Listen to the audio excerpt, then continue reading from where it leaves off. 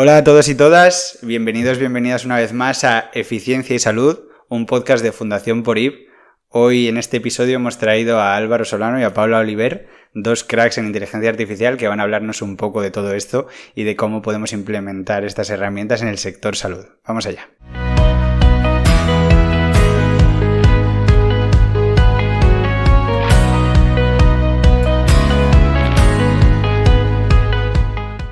Hola Álvaro, hola Paula, ¿cómo estáis? Muy bien, ¿qué tal estás tú? Hola, ¿qué tal? Con muchas ganas de hablar de ella hoy. Bueno, pues lo primero agradeceros muchísimo este tiempo y que colaboréis con nosotros. Y como ya he dicho, sois unos cracks, pero bueno, que la audiencia sepa por qué sois unos cracks. Así que Álvaro, empiezo por ti. Cuéntanos un poquito sobre quién eres y tu trayectoria.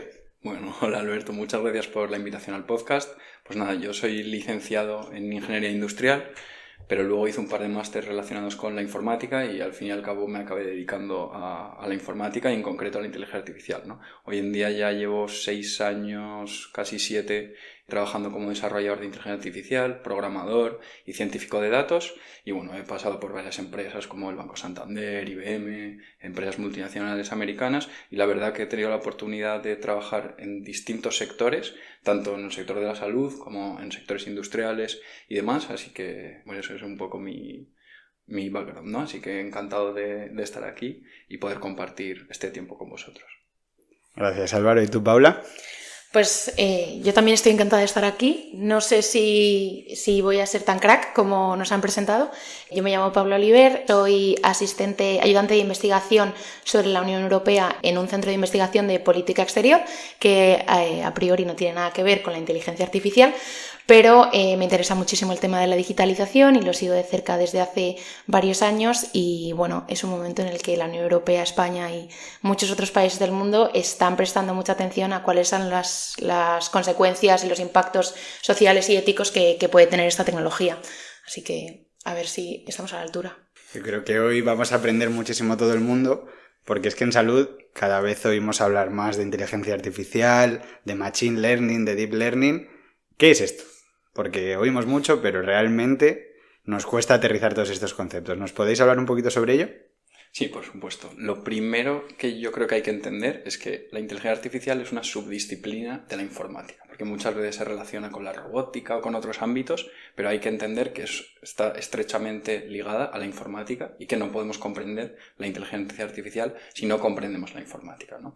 Dicho esto, esta subdisciplina lo que busca es desarrollar sistemas, ya veremos a continuación qué entendemos por sistemas y por modelos, pero vamos a dejarlo en que se encarga de desarrollar sistemas que puedan imitar comportamientos humanos. En algunos casos lo van a conseguir, en otros casos no tanto, en otros casos incluso van a ser sistemas que van a poder superar el desempeño humano y tener capacidades que los humanos no podemos obtener todavía. ¿Qué entendemos por estos comportamientos inteligentes o comportamientos humanos? Pues por ejemplo, cosas como razonar, aprender, incluso conducir, son tareas que típicamente se atribuyen al conocimiento humano y que si un sistema lograra desarrollarlas, se consideraría que ha logrado equiparar un comportamiento humano en este sentido, ¿no? Otras tareas, por ejemplo, como comprender una lengua, reconocer ciertos patrones, incluso poder hacer predicciones, todo esto también se considera otro tipo de comportamientos inteligentes. Y ya pues hay ejemplos más claros que vemos en el día a día, como jugar a juegos, reconocer ciertas imágenes, pues también entrarían dentro de estos comportamientos que la inteligencia artificial va a tratar de imitar sobre los humanos.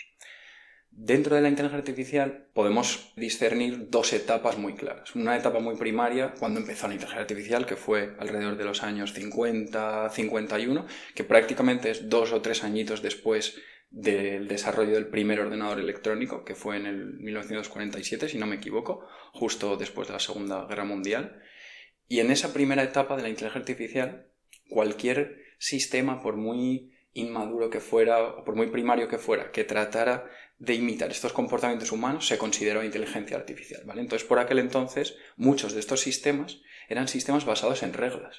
Simplemente en reglas que ponía un programador que decía, oye, si ocurre esto, sin embargo, si ocurre esto, hago esto, si ocurre esto, hago esto. Eran reglas que programaba una persona, pero llegaban a conseguir un efecto en el que simulaba un comportamiento humano. Entonces, esto ya por aquel entonces se consideró inteligencia artificial, aunque hoy en día lo podemos ver como un poco simple, ¿no? O, como digo, un poco primario este hecho de poner reglas para conseguir algo.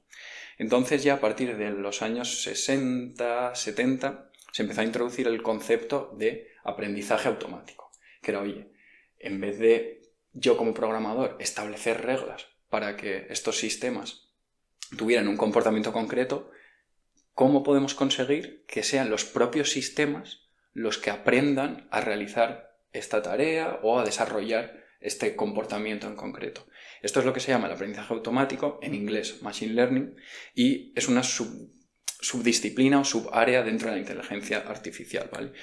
Donde efectivamente, como decimos, los sistemas aprenden por ellos mismos a desarrollar ese comportamiento. Y bueno, a partir de estos años, de los 70, los 80, se empezaron a perfeccionar todos estos sistemas y ya llegábamos a poder a que la inteligencia artificial pudiera realizar tareas muy complejas y que en muchos casos, pues como digo, igualaban o estaban a la par del desempeño humano, ¿vale?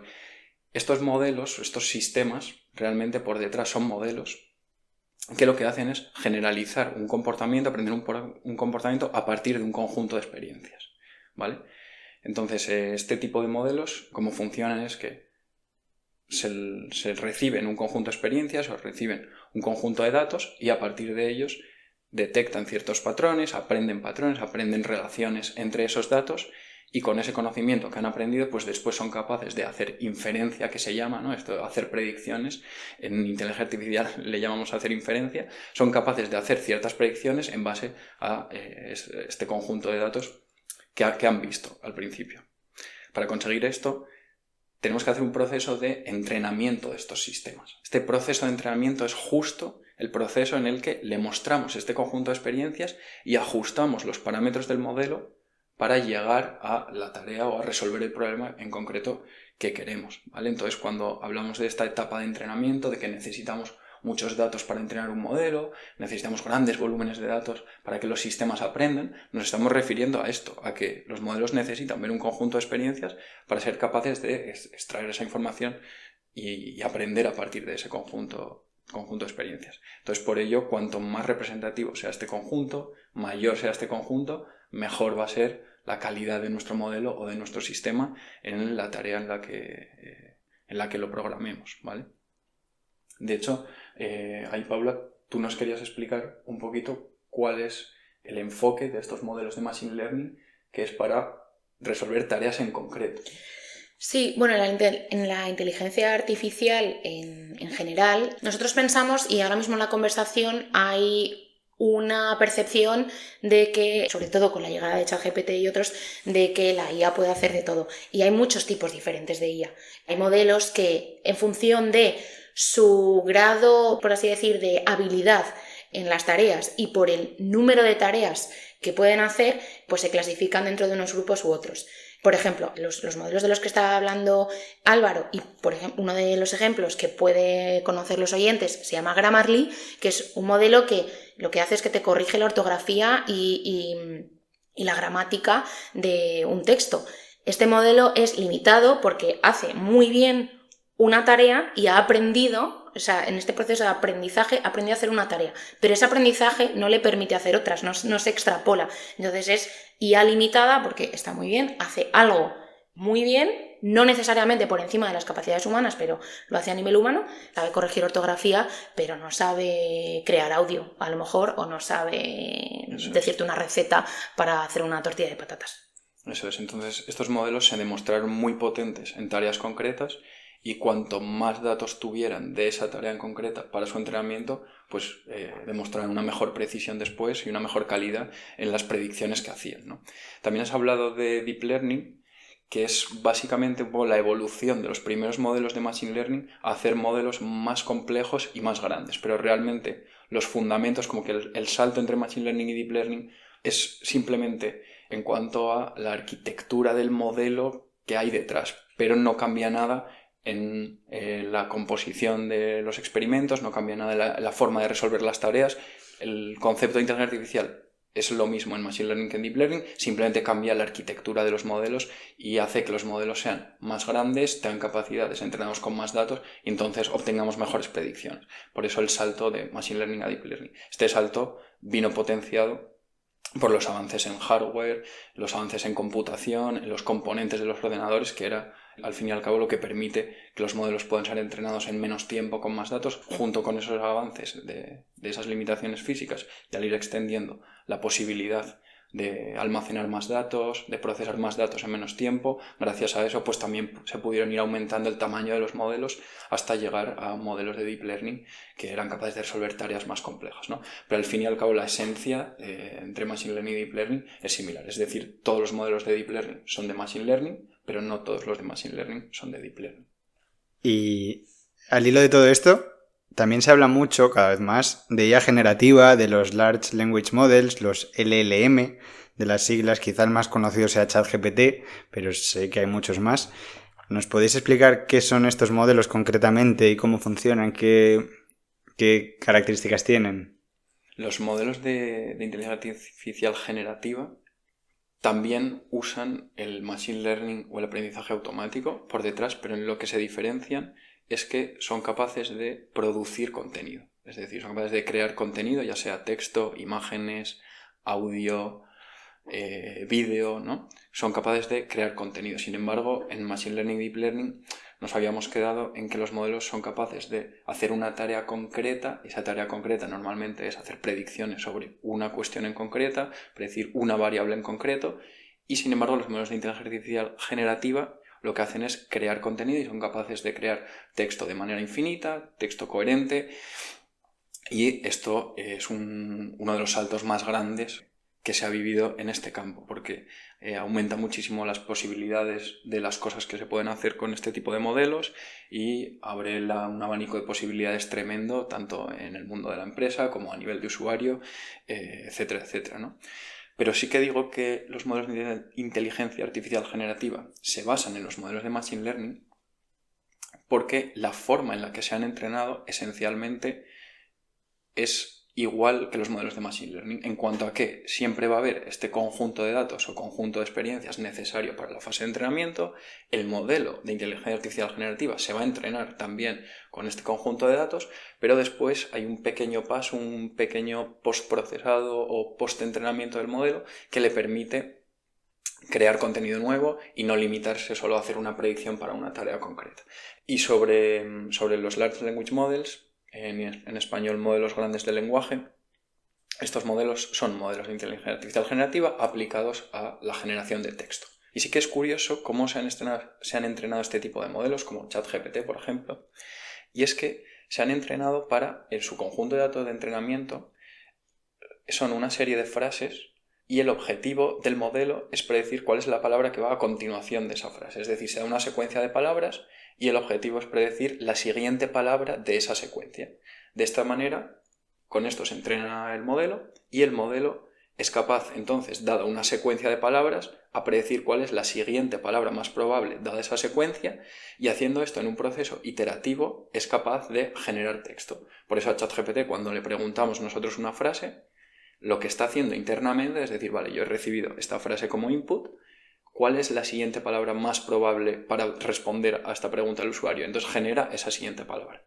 Después coge todo eso, se lo vuelve a meter al modelo como entrada y dice, dada la pregunta del usuario más la palabra que yo he generado, ¿cuál es la segunda palabra más probable? La pone la segunda. Y por eso cuando preguntamos a ChatGPT, si nos damos cuenta, no recibimos una respuesta instantánea en la pantalla, sino que vemos cómo se va completando poquito a poco la frase. Es justo por este proceso iterativo en el que va prediciendo palabra a palabra cuál es la palabra más probable después de la dada, ¿no? O sea, sí, volviendo un poco al tema de la IA limitada que hablábamos antes, ChatGPT, que bueno, hablamos mucho de ChatGPT, pero hay otros como ChatGPT, entonces también es importante que la audiencia entienda que no solo hay que limitarse a ChatGPT, a lo mejor para otros propósitos Gemini es más interesante, o Perplexity, o sea, hay una variedad de opciones que están ahí, que se pueden considerar, porque cada uno tiene sus fortalezas o sus debilidades. Bueno, pues estos lo que han hecho es nos han acercado un poco a lo que se podría considerar IA general, que es, vale, somos muy buenos haciendo unas tareas, en esa matriz, o sea, en ese gráfico, por así decir, de capacidades, o sea, ser bueno haciendo una tarea y el número de tareas que podemos hacer o el número de tareas que podemos aprender en base a un entrenamiento concreto, aquí estamos subiendo. ChatGPT ya es bueno en una serie de acciones que son más amplias.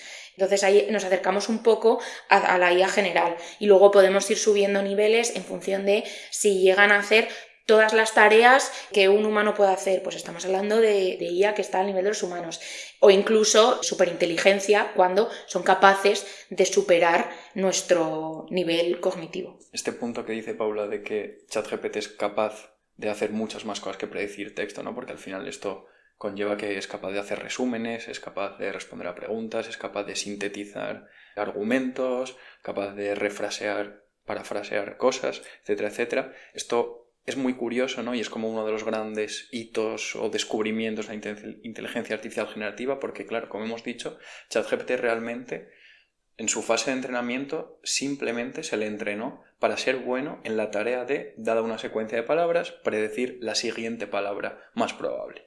Y entonces, después de hacer este entrenamiento, descubrieron que al entrenar un modelo para resolver esa tarea en concreto, el modelo había sido capaz de entender las relaciones del lenguaje, entender las relaciones semánticas, las estructuras, y al fin y al cabo lo que habían conseguido era crear un modelo que no simplemente predecía la palabra más probable de una secuencia de palabras, sino que es que comprendía el lenguaje en su totalidad y comprendía todas las complejidades y los matices del lenguaje, y eso, claro, le permitía tener capacidades como resumir textos, e incluso programar, mejorar textos, producir artículos, ¿no? Y esto también fue como uno de los grandes descubrimientos, y es lo que dice Pablo, que ahora tenemos este tipo de modelos LLMs que son capaces de hacer tantas cosas que se abre un abanico de posibilidades aquí enorme.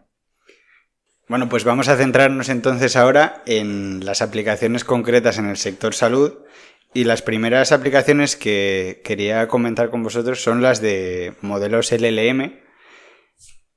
Algunos ejemplos que ya se están utilizando concretamente en el servicio de farmacia del Hospital La Fe de Valencia son modelos que han aprendido básicamente a responder a un paciente sobre dudas que pueda tener sobre sus medicamentos o sobre sus tratamientos, a responderle de forma que lo pueda entender. Estos modelos se llaman Edruida o Tu Oncofarma y bueno, pues están siendo bastante utilizados y bastante útiles como pues una forma fácil de acceder a información y no buscar en internet y sobrecargarte con información.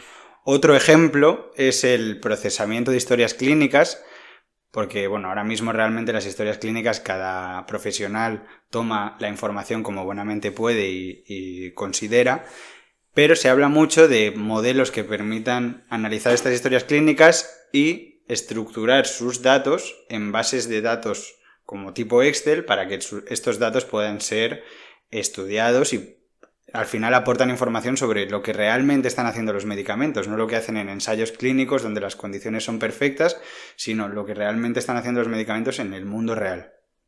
Y un último ejemplo que quería comentar con vosotros es la transcripción en tiempo real de lo que sería la historia clínica, es decir, de una consulta, que yo creo que ahí, Paula, quizá nos puedes dar un poquito más de información sobre eso. Sí, esto es un proyecto piloto que está pasando en España, en Reino Unido, en Suecia y Suiza, creo que hay, no de manera generalizada, pero que se está empezando a hacer, y en España hay un proyecto piloto del Ministerio de Sanidad que en junio y julio, o sea, más o menos cuando estamos hablando, está haciendo en 7 comunidades autónomas.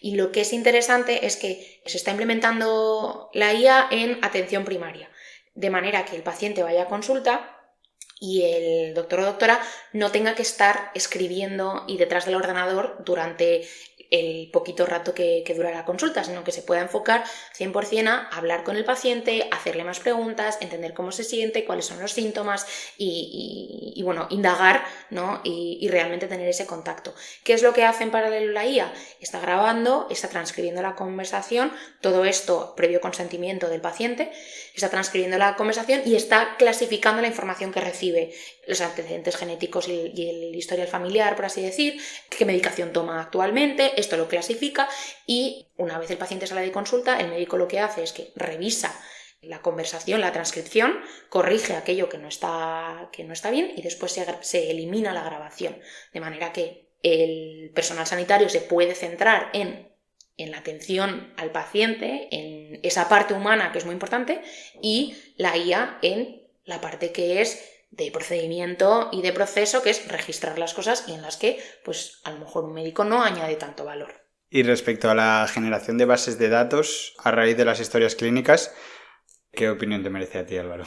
Sí, como has dicho, es muy interesante que efectivamente a día de hoy en las distintas comunidades autónomas, en los distintos hospitales incluso, no se rellenan datos de forma muy diversa y no existe esa estandarización en absoluto, y sí que es verdad que en este sentido un LLM o añadir una capita de inteligencia artificial por encima de todos estos datos que están desestructurados y que no tienen nada que ver uno con otro, etcétera, etcétera, sí que este LLM ayuda de alguna manera a estructurar toda la información siguiendo unos estándares y homogeneizar toda la información para que, como tú dices, se puedan después hacer estudios a nivel global, a nivel nacional, y para esto es muy útil. Mi punto aquí es que realmente aquí la inteligencia artificial está resolviendo un problema que típicamente, o siendo más purista, habría que resolverlo desde un punto de vista de gobierno del dato y de poner estos estándares en el origen de la recogida del dato y no a posteriori. Es decir, habría que volcar los esfuerzos en que estas historias clínicas todas tuvieran los mismos campos a rellenar, todos los campos hubiera que rellenarlos de la misma manera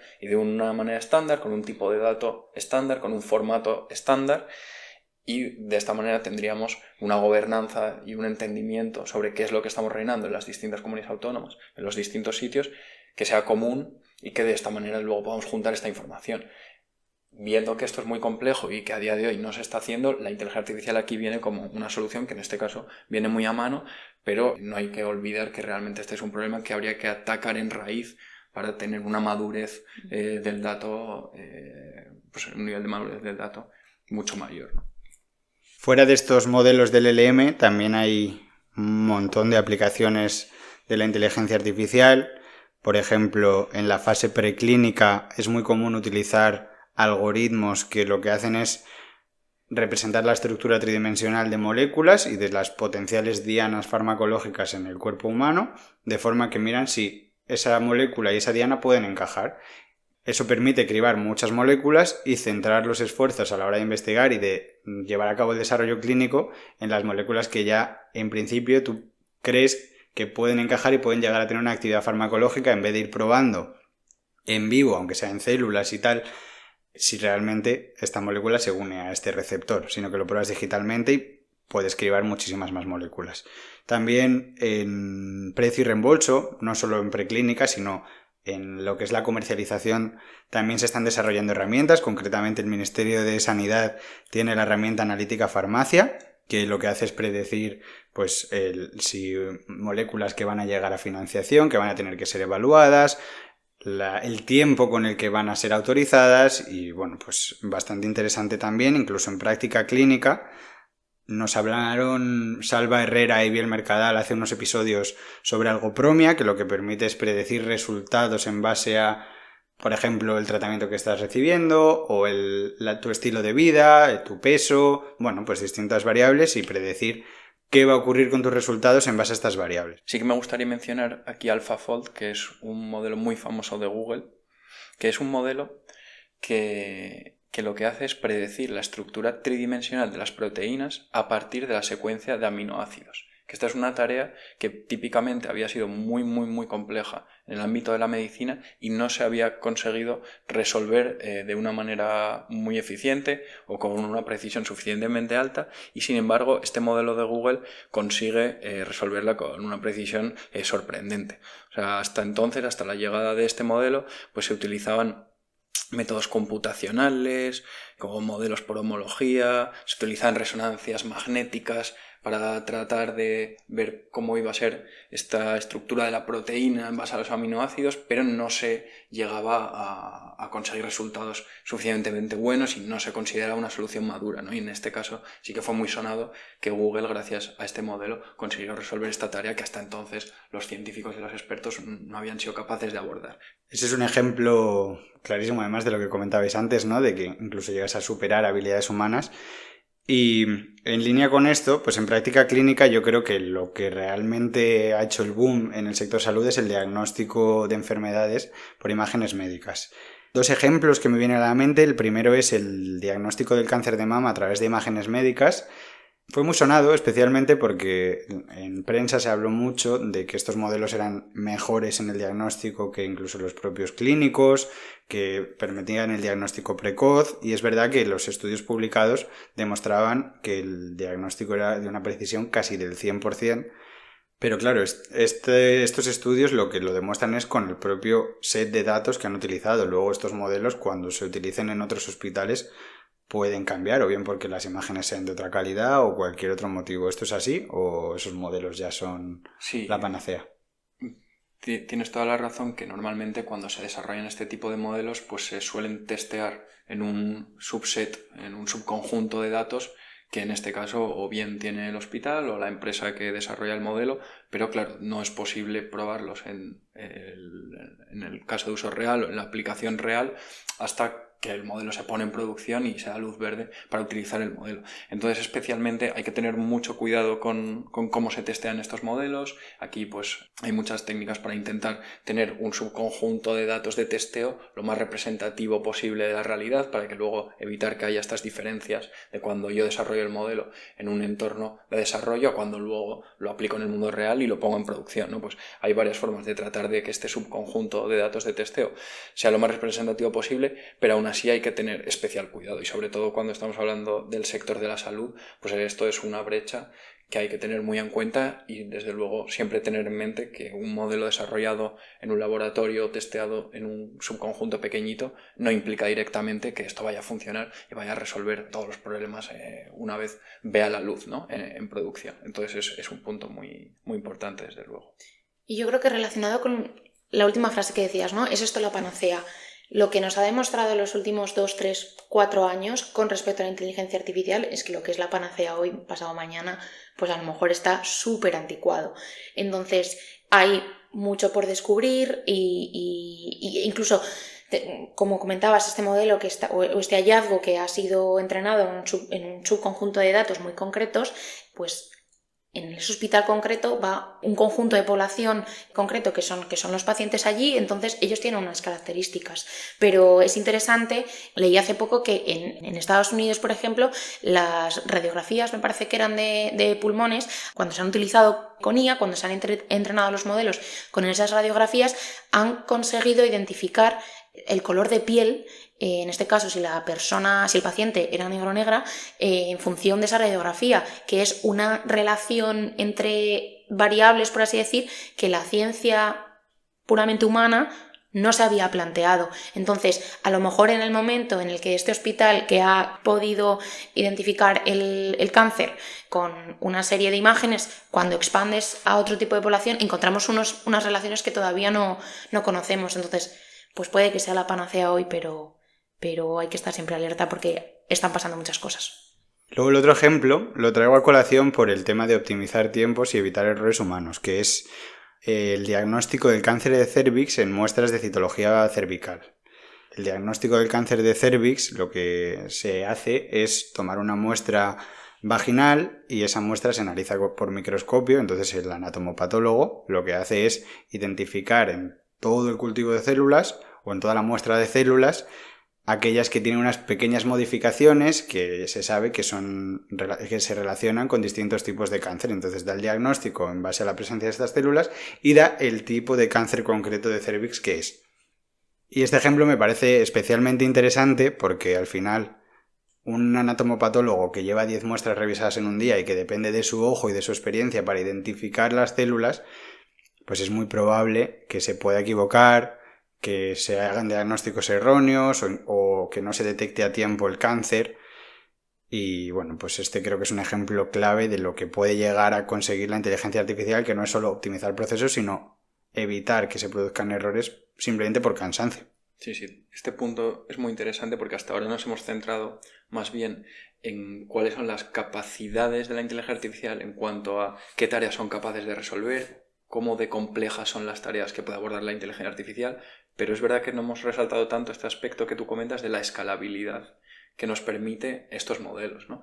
Que permiten procesar una serie de datos y realizar una serie de predicciones en masa, un número de predicciones descomunal, cuando el humano, para poder revisar en este caso todos los ejemplos que acabas de mencionar, los 10 casos que tiene que revisar, pues probablemente tarde un día y vaya mucho más despacio que estos modelos. Entonces, este punto de escalabilidad, de poder hacer las cosas automatizadas a lo grande, en un volumen muy grande de datos, yo creo que es un punto muy importante de la inteligencia artificial que no habíamos comentado hasta ahora, ¿no? Y muchas veces, aunque el modelo no funcione, no tenga un 100% de precisión, o sea un modelo que no funciona, no va a acertar en todos los casos con una seguridad plena, sí que nos puede servir como un filtrado o un modelo de cribado para ver qué casos le vamos a pasar al analista, al médico, a quien sea, un filtrado masivo para que este médico o este profesional en concreto pues se centre en resolver unos casos concretos que sean más probables pero no tenga que revisar todos los casos uno por uno y de esta manera ralentizar muchísimo toda la tarea, ¿no? ¿Qué debe hacer una organización del sector salud para utilizar, desarrollar o adoptar la IA en sus procesos? Bien, aquí sí que quiero comentar que al final la inteligencia artificial hay que verla como la guinda del pastel de una organización.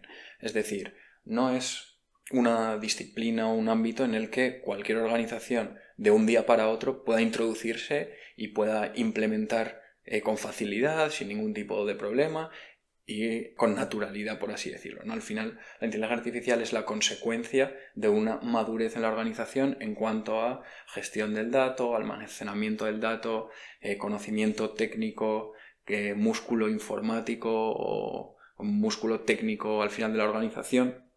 Y una vez se han cumplido esa serie de pasos o ha llegado a este grado de madurez la organización en este sentido, pues en ese momento la organización estará capacitada para poder implementar soluciones de inteligencia artificial, ¿no? Entonces, con estos grados de madurez nos referimos a que para poder desarrollar inteligencia artificial, lo primero que necesitamos es un equipo o unos profesionales con ciertos conocimientos técnicos o informáticos. Además de esto, necesitamos que en la organización haya una gobernanza de estos procesos informáticos y sobre todo una gobernanza del dato, que la organización sea madura en cuanto a su almacenamiento del dato, que todos los datos estén bien almacenados, se sepa dónde está cada cosa, la relación entre las diferentes tablas y los diferentes sitios donde se han almacenado los datos, que haya un cierto grado de madurez en este sentido de gobernanza del dato. Y una vez tengamos eso, vamos a ser capaces de explotar esos datos para llegar a soluciones de inteligencia artificial. Entonces, esta parte de madurez digital, músculo tecnológico, por así llamarlo, yo creo que es muy importante en una organización y sobre todo cuando estamos hablando quizás de organizaciones del sector de la salud, por ejemplo, incluso de hospitales que no tienen que tener per se este equipo técnico o este equipo con conocimientos de informática, no tiene por qué ser estrictamente necesario, ¿no? Pues yo creo que para adoptar la inteligencia artificial sí que hay que pasar un poco por este proceso de madurez. Y luego otro punto importante es el tema un poco de la gestión del cambio, ¿no? Y que implementar inteligencia artificial en una organización implica que muchas personas se van a ver perdidas o van a recibir esto con cierta duda, con cierta incertidumbre y van a necesitar un acompañamiento en todo este proceso de digitalización o de implementación de la inteligencia artificial. Van a necesitar un acompañamiento, probablemente una formación, van a necesitar tener referentes dentro de la organización a quien preguntarle cómo resolver ciertas cosas, cómo se hace esto, cómo puedo hacer esto, cómo llego a conseguir esto que quiero y no sé cómo hacerlo. Entonces este proceso de acompañamiento va a ser muy importante para que las personas también dentro de la organización vean que este salto hacia la inteligencia artificial es un salto positivo, es un salto que les va a aportar valor como trabajadores, en ningún momento va a reemplazar su valía como trabajador, y que vean sobre todo que tiene una finalidad concreta y que no vamos a implementar la inteligencia artificial por implementar y porque está de moda, ¿no? Sino que hay un caso concreto que lo vamos a resolver con inteligencia artificial y esto nos va a permitir ser más eficientes en esto, vamos a conseguir algo que antes no podíamos, ¿no? Que tengan claro cuál es la finalidad de implementar esa inteligencia artificial. Y a nivel más personal, a nivel profesional sanitario, ¿qué recomendaciones les daríais?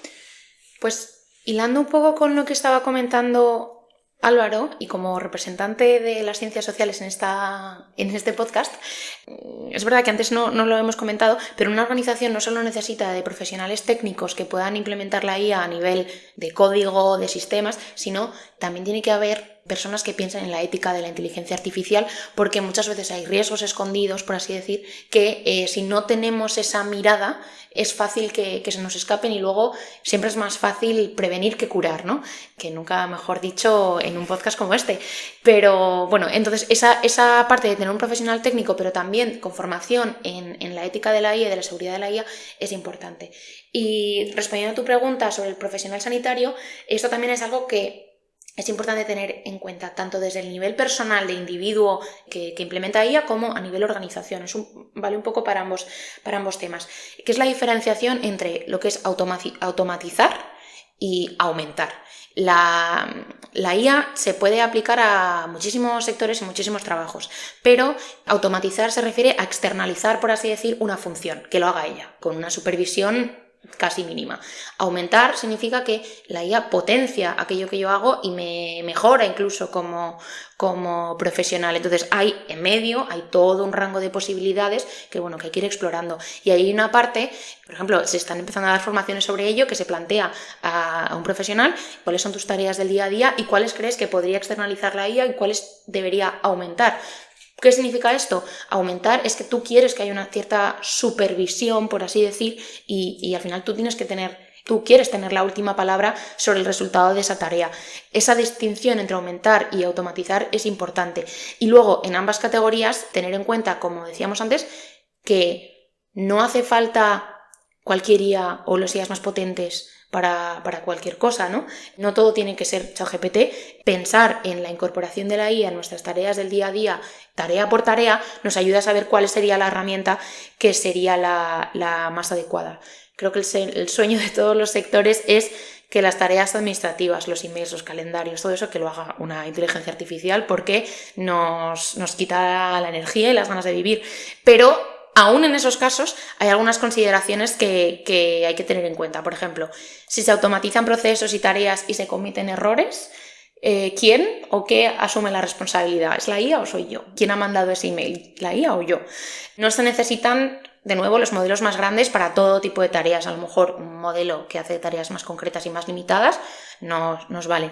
Y luego, ¿cuál es el nivel de privacidad que se va a permitir al final? Para que la IA haga cosas, tiene que tener acceso, que haga cosas en nuestro día a día profesional, pero también personal, tiene que tener acceso a datos, y especialmente nuestros datos. Entonces, tener en cuenta estas consideraciones es importante para que el profesional, que aquí tiene que pensar en sus datos como individuo, en los datos del paciente en caso de interacción con paciente y en los datos también de la organización, que a veces se gestionan muchos datos privados, muy valiosos y muy sensibles.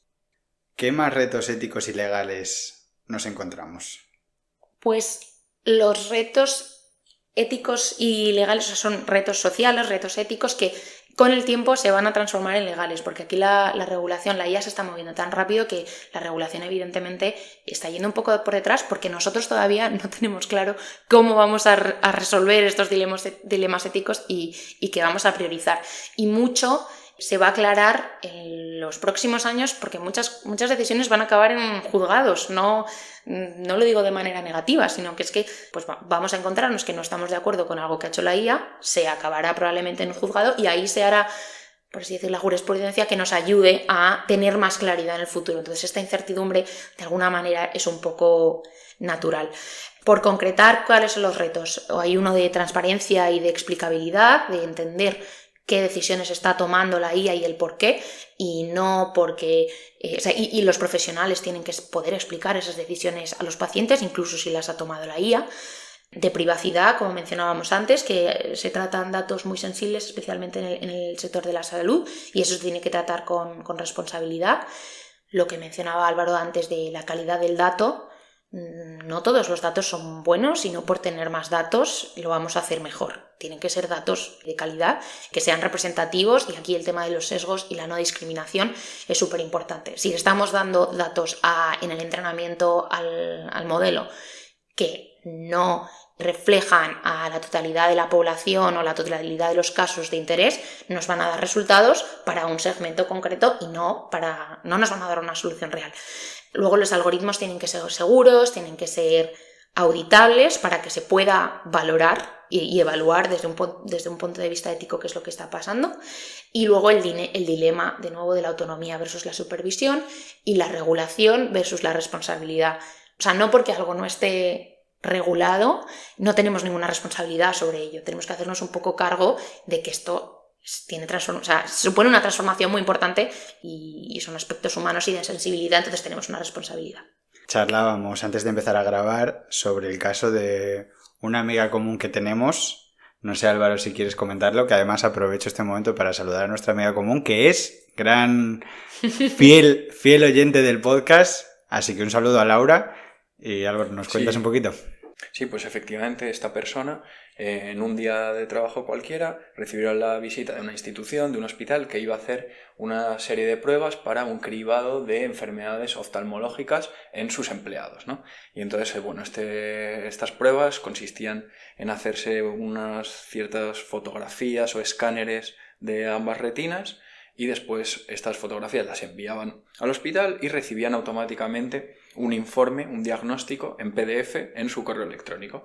Entonces esta persona recibió ese informe, empezó a leerlo y le decía que tenía compatibilidad con retina diabética, ¿no? Y entonces, bueno, pues esta persona se preocupó un poco, empezó a buscar en internet qué es esto de retina diabética, por qué me ha salido que quizás tengo compatibilidad con esto. De hecho, tomó cita en el oftalmólogo para la semana siguiente para evaluar si esto de verdad era un problema o no. Y al final del PDF se encontró con una frase muy pequeñita, en letra pequeña, en una esquinita, que ponía que el diagnóstico había sido realizado totalmente por una inteligencia artificial, ¿no? Que al final pues da un poco, nos lleva a pensar que esta información quizás debería haber estado más clara desde el principio, debía haber sido transmitida al trabajador, en este caso, con anterioridad. Y bueno, pues es un ejemplo bastante claro de cómo hay que tener cuidado en cómo utilizar estos sistemas y sobre todo cómo transmitir el resultado de estos sistemas a los pacientes, ¿no? Para no asustarles y en todo momento ser transparentes de qué es lo que está ocurriendo con su información médica, en este caso con las fotos de sus retinas. Sí. Volvemos al marco legislativo ya para ir acabando. ¿En qué marco legislativo se mueve España y la Unión Europea al respecto de la IA y demás? Pues a nivel normativo, en España es verdad que no hay una ley concreta que regule la IA, pero a nivel europeo sí. Tenemos el Reglamento de Inteligencia Artificial que entró en vigor en agosto de 2024. Lo que pasa es que, progresivamente va a ir diferentes obligaciones que van a ir entrando en vigor. Dos nociones importantes. En Europa no solo se está intentando regular la inteligencia artificial, sino intentando promover, ¿no? Somos conscientes de que la IA va a ser parte del día a día. Lamentablemente va a ser parte de la competición geopolítica. Tengo que meter aquí estas dos palabras porque es mi deformación profesional. Y entonces, están estos dos componentes, ¿no? Regular, de manera que se haga de manera sensata, se desarrolle de manera sensata, y promoverla. En la parte de regular, la normativa europea es más o menos la primera del mundo y además es relativamente novedosa porque no regula un modelo concreto, lo que hace es regular la aplicación, los usos que se le da. Generalmente las obligaciones se las impone al desarrollador del modelo, no al usuario final. Entonces, lo que hace es que clasifica los casos de uso en diferentes niveles de riesgo. Están los riesgos inaceptables, que puede ser, por ejemplo, crear un sistema de crédito social y rankear cuáles son los mejores ciudadanos, o reconocer emociones en el ámbito de trabajo y en entornos educativos. Eso está absolutamente prohibido.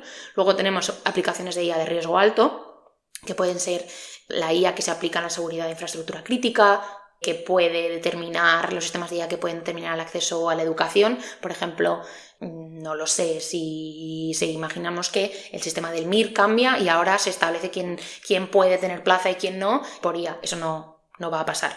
O si pasa, esos sistemas van a tener unas obligaciones de evaluación y mitigación de riesgos, de calidad de los datos que se utilizan para entrenar, de información que se dé a la entidad última que vaya a aplicar la IA, porque a lo mejor el que lo desarrolla y después el que lo aplica no son los mismos. Va a tener una serie de requisitos que son mucho más importantes que otras aplicaciones que pueden tener un riesgo limitado, que ahí pues se necesita transparencia. Por ejemplo, si estamos interactuando en un hospital o en la página web de un hospital con un chatbot que nos está dando, nos está dando cita o nos está ayudando a identificar el profesional con el que deberíamos contactar, pues ahí, que es una aplicación de riesgo limitado, nos va a tener que decir que sepas que este chatbot realmente es una IA. Pues bueno, ahí tenemos que saber, ¿no? Las aplicaciones de riesgo limitado están obligadas a hacernos saber al usuario final que con quien estamos interactuando es con IA, y luego hay aplicaciones de riesgos mínimos que no tienen ningún tipo de obligación. Es verdad que ahora con el avance de la IA, lo que antes era sobre todo aplicaciones de riesgos mínimos y de riesgo limitado eran las mayores, o sea, era el mayor número, y ahora a lo mejor va a haber una redistribución porque la IA está avanzando muy rápido. Lo único que me gustaría añadir es que no solo está el reglamento de la IA, también hay obligaciones que siguen aplicando y que ya estaban de antes, como del Reglamento General de Protección de Datos, protección de la propiedad intelectual.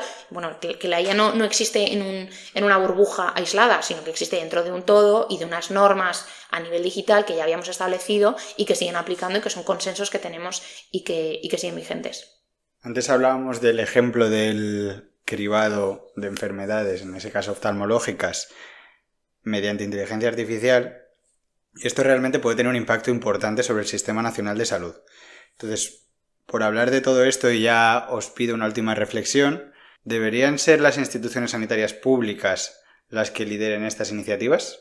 Evidentemente, la IA ahora mismo la está liderando en general la empresa privada y la institución pública no está a la cabeza, pero el ejemplo que hemos mencionado antes del Ministerio de Sanidad, el piloto en los centros de salud y en atención primaria, puede convertirse en un referente, ¿no? Y ahí la colaboración público-privada, el que la tecnología y el avance privado vaya de la mano con la aplicación a los sistemas públicos, es muy importante. Entonces, el diálogo entre ambas partes va a ser clave en el futuro.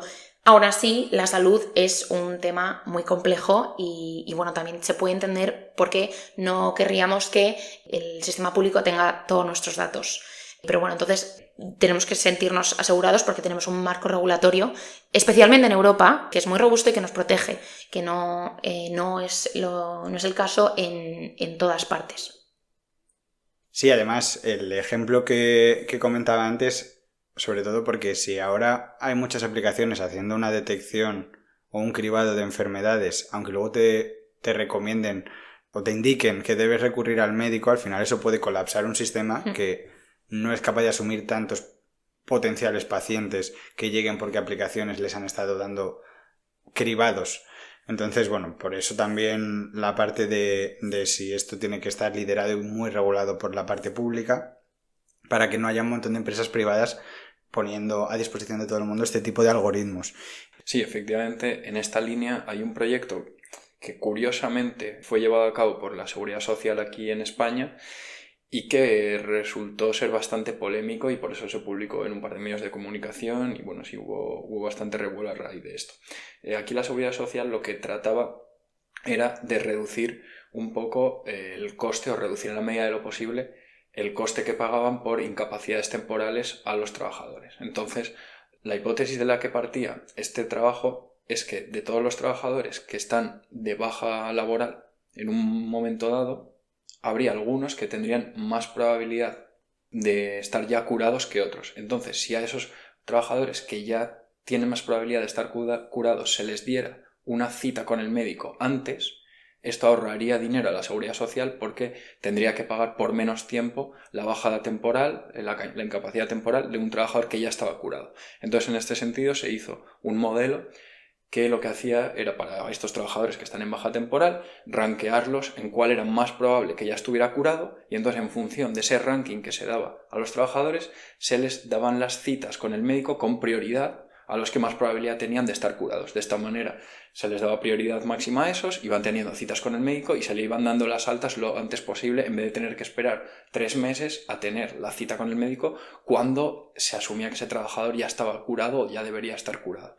Entonces, pues lógicamente esto causó mucho revuelo y fue muy sonado y es un ejemplo más de un caso en el que rozamos un poco la... Sí, el que las consideraciones éticas y pensar un poco más allá de la tecnología y la eficiencia hace falta. No, de nuevo, ¿para qué utilizamos la IA? ¿Lo utilizamos solo para ahorrar costes o lo utilizamos para mejorar la vida de las personas? Y cuando lo utilizamos, los criterios técnicos, ¿qué impactos sociales tienen? Os voy a hacer una última pregunta y os voy a pedir la respuesta. y una reflexión final al respecto. La pregunta, aunque creo que por vuestra parte me vuelvo la respuesta, es: ¿la IA es una moda pasajera o ha venido para quedarse?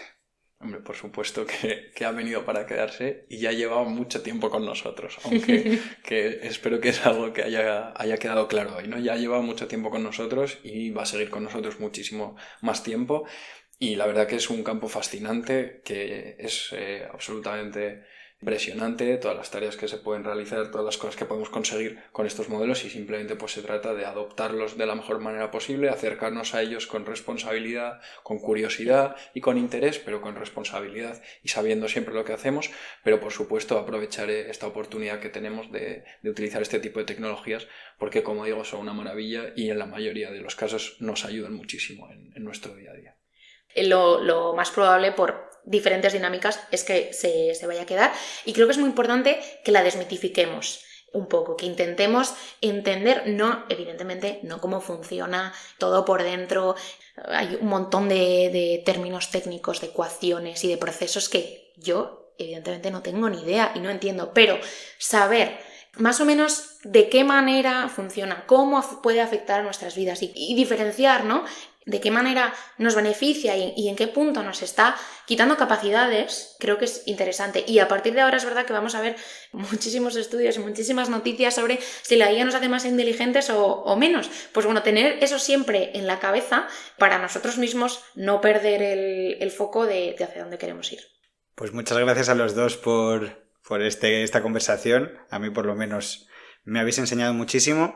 Y agradecer también a toda la audiencia que nos sigue y nos escucha capítulo tras capítulo. Muchas gracias a ti, que tengáis buen verano. Gracias.